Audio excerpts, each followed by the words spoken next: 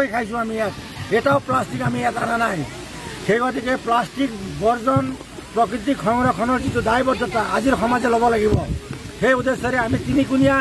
কাৰ্বি লামে কামাই পশ্চিম কাৰ্বি সাহিত্য সভা আৰু সাহিত্য সভাই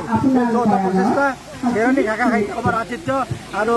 জিৰিকেন্দ্ৰী শাখা কাৰ্বি লামেজৰ আতিথ্যত এইখন প্ৰগ্ৰাম সম্পন্ন হৈছিল আমি গতিকে আজি বিদগ্ধ ৰত্নবিলাকে আৰু অনাগত দিনবিলাকত এইখন মেছেজ এইখন নিজৰা যিটো ডিনাৰ বুলি ক'লে আপোনালোকে জানে ইয়াত ব্ৰিটিছৰ দিনত যেতিয়া ব্ৰিটিছসকল আহিছিল খানা খাবলৈ এই ঠাণ্ডা দিনত পানী পোৱা নাছিল তেতিয়া এই ইয়াত আহি তেওঁলোকে যেতিয়া আহাৰ লৈছিল তেতিয়া সেইখন পানী খোৱাৰ কাৰণে এইখন ঠাইখনৰ নাম ডিনাৰ হ'ল এতিয়া আমি বাজি বৰ সুখী প্ৰায় 300তকৈ অধিক ইয়াত কবি অনুৰাগীবিলাক আহিছে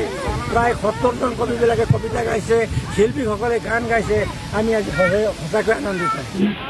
শিলে শিলে ঠেকা খাই নাচি বাজি সুমধুৰ গীত জৰি অসংখ্য গুণমুগ্ধক বাউলি কৰা